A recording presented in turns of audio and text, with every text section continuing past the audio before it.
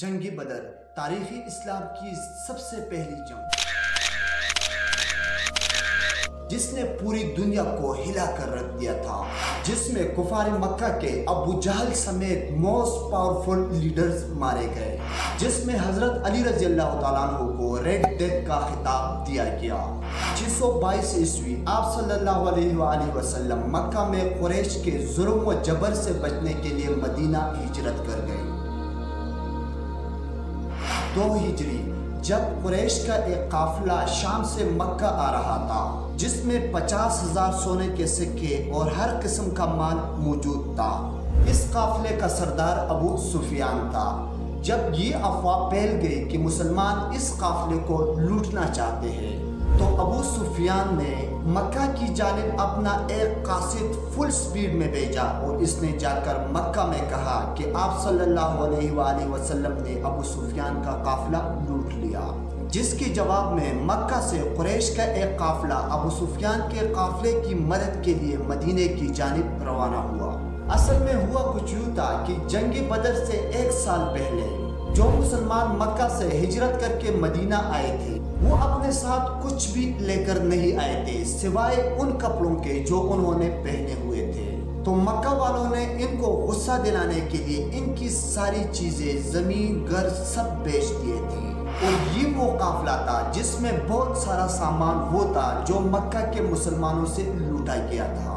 تو مسلمان اس قافلے کو لوٹ نہیں رہے تھے بلکہ اپنے سے لوٹا ہوا سامان کا بدلہ لے رہے تھے۔ لیکن شام سے آنے والا یہ قافلہ جس کو مدینہ سے گزرنا تھا، اس قافلے نے اپنا روٹ تبدیل کر دیا اور بالکل صحیح سلامت مکہ پہنچ گیا۔ اب تو بیسیکلی ہونا یہ چاہیے تھا کہ کفار مدینے کی جانب بڑھنے والے اس قافلے کو واپس بلا لیتے جو ابو سفیان کی مدد کے لیے کیا تھا، لیکن ابو جہل کی ہٹ درمی اور قریش کے زیادہ تر رہنماؤں کے اتفاق کے بعد قریش مدینے کی جانب مسلسل بڑھتے رہے، اور ابو جہل نے یہاں تک کہہ دیا کہ یہی ایک موقع ہے کہ محمد کا کام نعوذ باللہ ہمیشہ کے لیے تمام کر دے، اور 16 رمضان 2 ہجری کو بدر کے مقام پر خیمہ زن ہو گئے۔ ان افراد کی تعداد 900 سے 1000 کے درمیان بتائی جاتی ہے۔ آپ صلی اللہ علیہ وآلہ وسلم کو ایک قاصد کی طرف سے اطلاع موصول ہوئی کہ کفار کا لشکر وادی بدر کے قریب پہنچ رہا ہے اور ان کے پاس تقریباً 1000 فوجی ہے۔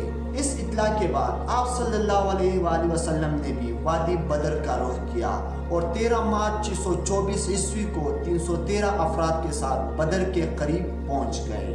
جس صبح کو بدر کی لڑائی ہونی تھی، اسی رات کو زوردار بارش شروع ہو گئی، جس سے مسلمانوں کو 3 فائدے ہوئے۔ ایک یہ کہ مسلمانوں کو پانی کی کافی مقدار مل گئی اور انہوں نے فوراً ایک کنواں بنا کر بارش کا پانی روک لیا۔ دوسرا یہ کہ مسلمان چونکہ وادی کے بالائی حصے پر تھے، اس لیے بارش کی وجہ سے ریت جم گئی اور زمین اتنی مضبوط ہو گئی جس پر نقل و حرکت انتہائی آسان ہو گئی۔ تیسرا فائدہ یہ ہوا کہ کفار کا لشکر نشیبی علاقے میں تھا، اس لیے وہاں اس بارش کی وجہ سے زمین کیچڑ ہو گئی۔ جنگ بدر کی رات ہی آپ صلی اللہ علیہ وآلہ وسلم نے صحابہ کرام کو خوشخبری سنا دی تھی کہ یہاں کس کی قتل گاہ ہوگی۔ آپ اپنے ہاتھ سے اشارہ فرماتے کہ یہاں فلاں کی قتل گاہ ہوگی اور یہاں فلاں کی قتل گاہ ہوگی۔ اس وقت بھی قریش کے چند لوگوں نے کوشش کی کہ جنگ نہ ہو، مگر ابو جہل کی ہٹ درمی کی وجہ سے یہ کوشش کامیاب نہ ہو سکی اور مقابلے کے لیے صفیں بن گئی۔ کفار کی طرف سے عتبہ جو کہ مکہ کا سب سے امیر بزنس مین تھا، اس کا بھائی شیبہ اور اس کا بیٹا ولید، جبکہ مسلمانوں کی طرف سے 3 انصار میدان میں اترے۔ کفار نے انصار کے نوجوانوں کو واپس کرتے ہوئے کہا کہ ہم اپنے ہم پلہ یعنی قریش کے لوگوں سے لڑیں گے۔ تو رسول اکرم صلی اللہ علیہ وآلہ وسلم نے اپنے خاندان سے 3 افراد عبیدہ، حضرت حمزہ اور حضرت علی رضی اللہ تعالیٰ عنہ کو میدان جنگ کی طرف روانہ کر دیا۔ حضرت علی نے ولید کو واصلی جہنم کیا اور شیبہ جو حضرت حمزہ سے برسری پیکار تھا، حضرت علی نے ایک بار سے اس کا کام تمام کر دیا اور عبیدہ کی مدد کو پہنچے۔ عتبہ کی ایک ٹانگ کٹی ہوئی تھی تو حضرت علی رضی اللہ تعالیٰ عنہ کی تلوار کی ایک ضرب سے وہ بھی سیدھا زمین پر گر گیا، اور یوں حضرت علی رضی اللہ تعالیٰ عنہ نے تینوں جنگجوؤں کو قتل کر دیا۔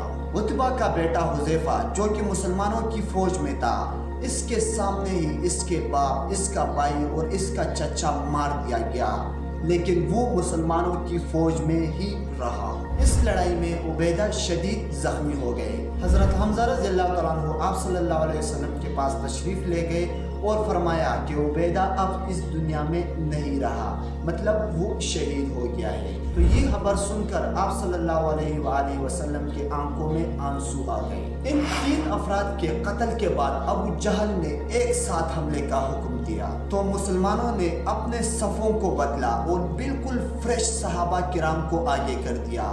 جو پہلے لڑائی میں شریک ہو چکے تھے ان کو پچھلے صفوں میں کھڑا کر دیا، اور اس حملے کا جواب بھی مسلمانوں نے بھرپور طریقے سے دیا، اور ایک کے بدلے میں 5 کفار مرنے لگے اور کافروں کی فوج پیچھے ہٹنے پر مجبور ہو گئی۔ اس کے بعد ابو جہل نے آخری حملے کا حکم دیا اور بڑے تکبرانہ انداز میں کہا کہ ہم اس بار کسی صورت پیچھے نہیں ہٹیں گے، لیکن اس بار مسلمانوں نے کفار کے حملے سے پہلے ہی ان پر حملہ کر دیا۔